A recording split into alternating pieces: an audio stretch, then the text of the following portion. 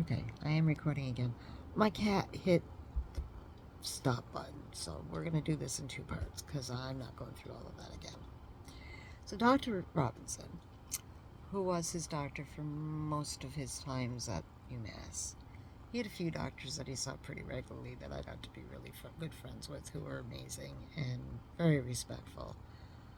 Um, says, okay, she gets neuro involved, she gets optometrists, gastrologists, cardiologists, you name it, she got them all.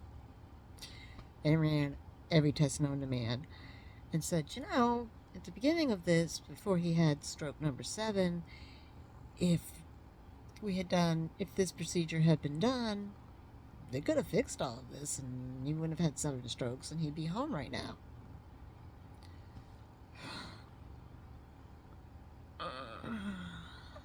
Yeah. So UMass did the best they could with what they had to fix him. And Peter, the gastrologist, said, "What did they do to your husband?" Because 6 feet of his small intestine looked like a Ginsu knife had been taken to it. And it was absolutely destroyed. And I said, "You tell me." And they said, so he explained to me, and I know how a feeding tube works, but I'm going to explain to you what he explained to me. Feeding tube sits over small intestine, gets sewed into place. Tube goes through your stomach and it sits over your small intestine. Food goes through the tube into the thing and into the small intestine, and it just bypasses the stomach altogether.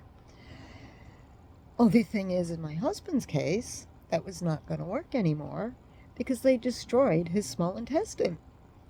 So we came up with Plan B. And I'm like, all right. So they did a nasal feeding tube while we figured out Plan B. So he was at least at this point getting fed after a month of nothingness, which his stomach didn't particularly like. But got to start somewhere, and so we started him slow. Anyhow, so he went back to the rehab center. They fixed him up best they could, shipped him back to rehab,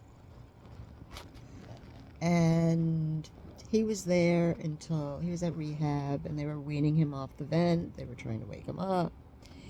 He had, at that point, locked-in syndrome, which basically, locked-in syndrome, you're aware of everything around you, but you are not able to communicate by normal means. So he could blink once for yes, twice for no, 3 for I love you. So he could hear us. He was very much aware of what was going on around him. He just, or occasionally he would move his foot, once for yes, twice for no, 3 for I love you. Or if he was feeling extraordinarily feisty and I was sitting on the side of the bed and said something he didn't like, he would kick me off his bed. So he was doing better. He was doing better. I had every hope my husband was going to come home. He was off the vent 14 hours a day.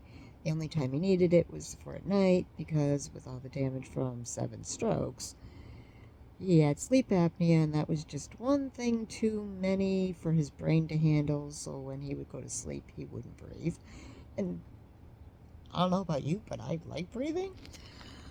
So they had him on the vent at night, but during the day he was off. And he had locked-in syndrome. He was starting to respond. And January 21st, insurance ran out for rehab days.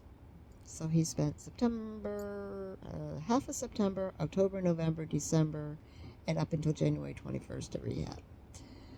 And so I ended up sending him to a long-term care facility very close to UMass. And 6 days into being there, he got an antibiotic-resistant infection. And infectious disease got involved. And I was not allowed to see him for the remainder of January, all of February, and 11 days of March. And it was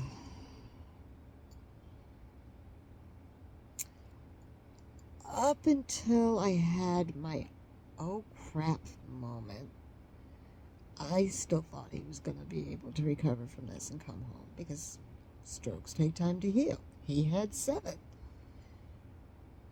He was going to need a little bit extra time to heal because 7 strokes is an awful lot for the brain to handle. And he had locked-in syndrome, which can take up to a year for a person to come out of it. So I was giving him every opportunity that I could give him to come back. And I had every hope to believe that he would because he was responsive, sort of. He could blink. And he could move his foot. He could kick me off of bed.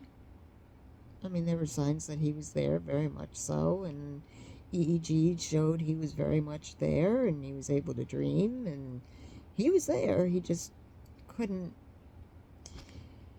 he just couldn't communicate in a normal fashion. But he was very much there. We know for a fact he was very much there. So he went to the nursing home. I'm sorry, I was weeding, and I got poison ivy, and it's itchy. I'm trying really hard not to scratch it.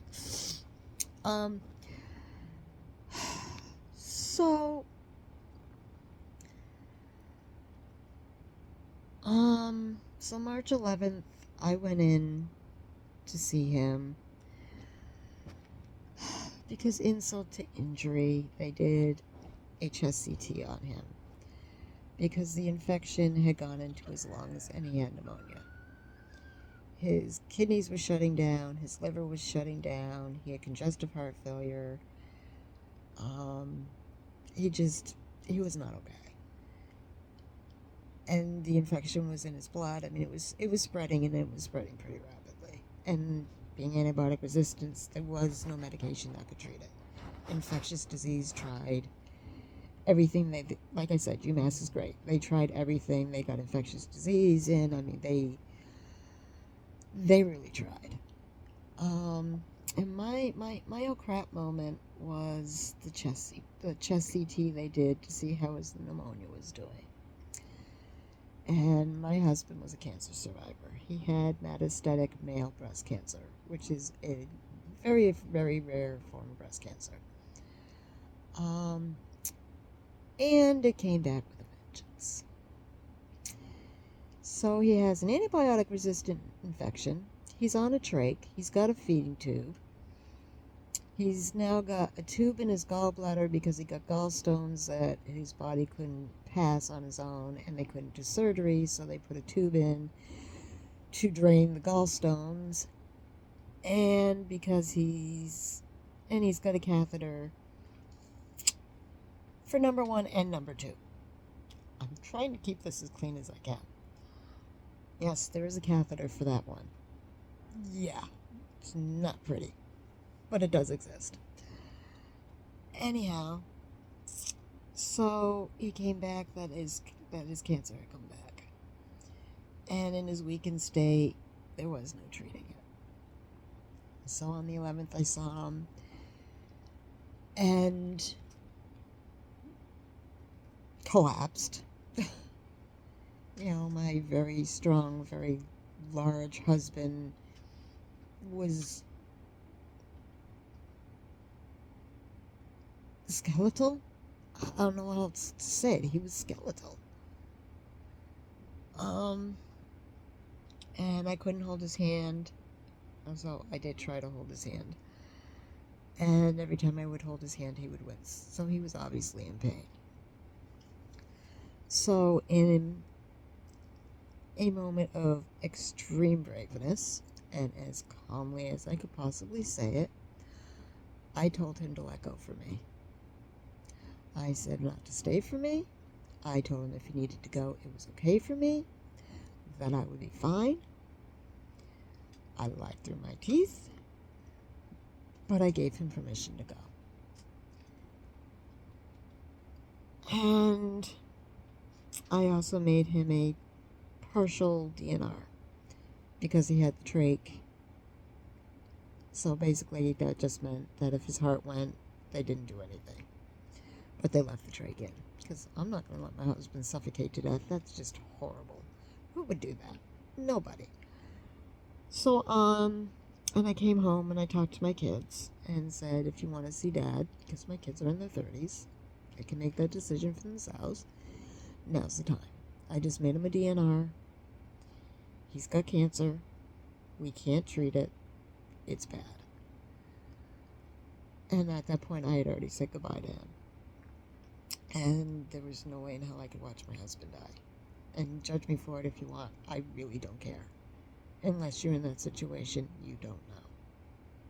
So, haters are gonna hate. Go ahead. All I'll say is, fuck you. You don't know. That man was my soulmate. And the last thing I was gonna do is watch him take his last breath.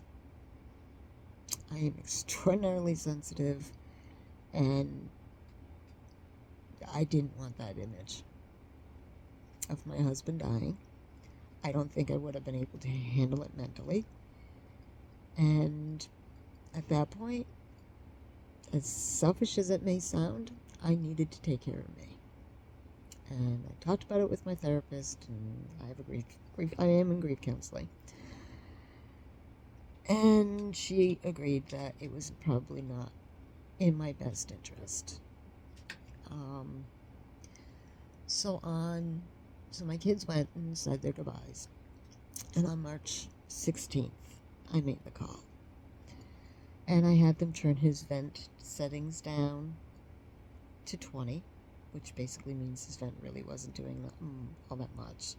When he was getting oxygen, he wasn't suffocating. And I had him put him on, he's allergic to morphine. So I opted for high doses of fentanyl. Yeah. And at 2:44 on the 17th of March, happy St. Patrick's Day to this Irish girl, my husband passed away. I buried him on the 20th.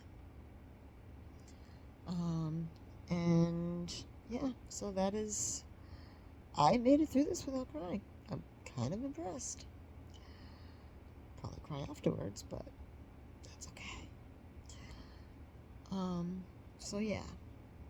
So that is the story of my husband and how I became a widow. It was 9 months of absolute hell to watch for us as his family. It was absolute hell for him to go through, especially being aware and not being able to say stop. If he had, I would have. I am a firm believer in honoring people's wishes. And being his, at that point I had full guardianship because he obviously wasn't able to make medical decisions. He was unable to communicate. He was incapable. So I was his guardian. And I made the right call. I know I made the right call. Still hurts like absolute hell. It's taken me about 2 months to forgive myself for doing it. I almost made it through. I got the call that he had passed. And I was on the phone with my dad. And I said, Dad, hold on, it's the hospital. I want you to be part of this call. Because I knew. And, Dr. Robinson was the one who told me. She was with him when he went. And I got off the phone with her, and I started to cry. And I told my dad I didn't want to live without him. And my dad told me, you don't have a choice. If you can't do it for you, do it for me, do it for your kids, do it for your grandson. If that's what you need to do right now, then that's what you need to do right now. But don't you quit on me. So I have. I've worked really hard. I've been working really hard on my yard and cleaning up on my husband's projects that he left me to deal with. It's been a long road. But it was 9 months. 9 months of hell. But I was on the phone with my dad, losing my absolute ever-living shit. Absolutely hysterical. And I know what I said out of grief. I didn't mean it. I would never ever do that to my family. I've lost a few people to suicide, and I would never put my family through that. I know what that feels like. I would never do that to my family.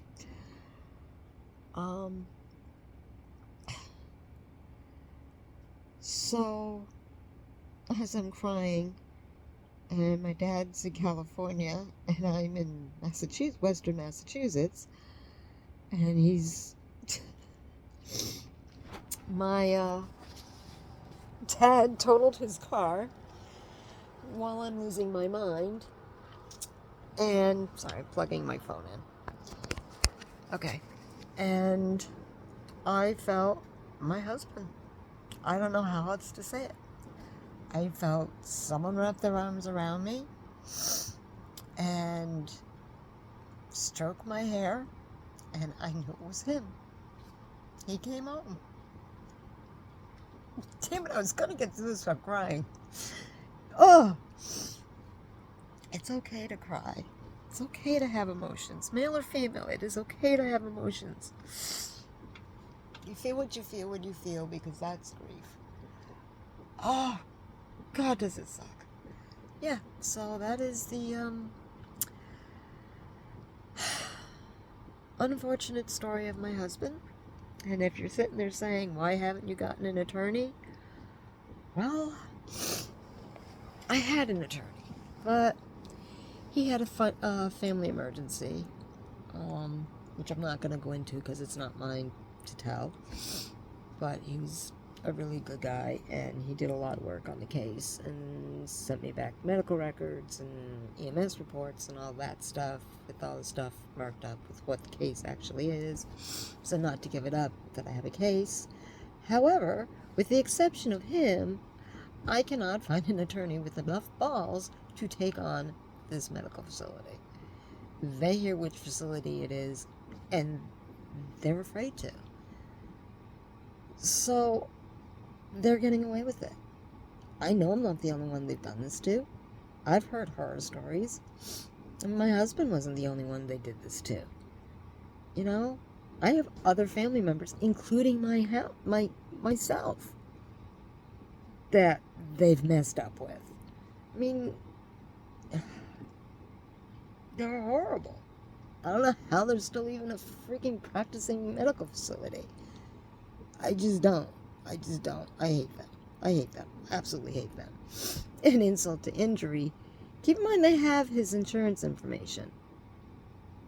I haven't gotten a bill up until 2 days ago because our insurance covers everything. We have really good health insurance. And actually we have 2 different health insurances, so that whatever our first one doesn't cover, the second one picks up. So we've been blessed with not having a lot of medical bills. So yeah, they sent me the ER bill. Yeah, it took everything I had not to march down to my local hospital, go up to the director of operations office and bend him over his desk and shove that bill where the sun don't shine. That took some balls, especially since he's been gone for 11 weeks. So here we are almost a year later, and now you're going to send me the ER bill? Are you crazy? What is wrong with you? Yeah, so I still have to, deal with it, but that's a tomorrow problem. After I get my teeth fixed, because they hurt. Yes. Well, so yeah, so that's the story of how I became a widow. Not a pleasant one, but I gave it to you straight, and I will probably get off here and cry my eyes out. I've done pretty good holding it together. But yeah. So, any questions? Feel free to ask. Hit the like button. Share the video, because anyone has family at Bay State, they need to get them the hell out of there and transfer to UMass. That place is a death sentence. The stories that I have heard from people at, you know, public, like farmers markets. And I'll run into somebody who we knew, and I'll ask where he is, and I'll explain what happened. And they'll be like, oh, well, I had so-and-so in my family went there, and this is what they did to them. I have heard the worst horror stories telling mine. It's ridiculous. I mean, we really should just band together and do a class action lawsuit against them and just put them out of business. Which I'm not opposed to. Anyone in Western Mass want to go in on a class action lawsuit? Let's find an attorney that would take it. I'm game. And it's not about the money for me. It's about telling them they don't have the right to do what they did. They don't have the right to treat people like that. They don't have the right to play God. And I literally had a nurse tell me 14 days into my husband's stroke recovery that I was a bad Christian for leaving him like that. That's not her place. She had no right to do that. Absolutely not. She doesn't know what I believe in. She doesn't know what my husband believes in. But I'm a bad Christian. Well, what if I'm not a Christian? I almost felt telling her I was a Satanist, but, I'm not, but I kind of felt like it. It's just the crap that we went through. But yeah, so that's the story. Sorry it's in 2 parts, but cats happen apparently. Do you have anything to say for yourself? Are you sorry? Are you sorry you hit the stop button? She's not sorry. Alright, so that's the story. Like I said, hit like, subscribe, share it with a friend, and we'll have more discussions down the line. Until then, I hope you have a great night. I'm gonna try. Maybe I'll get lucky and get some sleep tonight. If not, it's same as it always was. Alrighty, have a good one.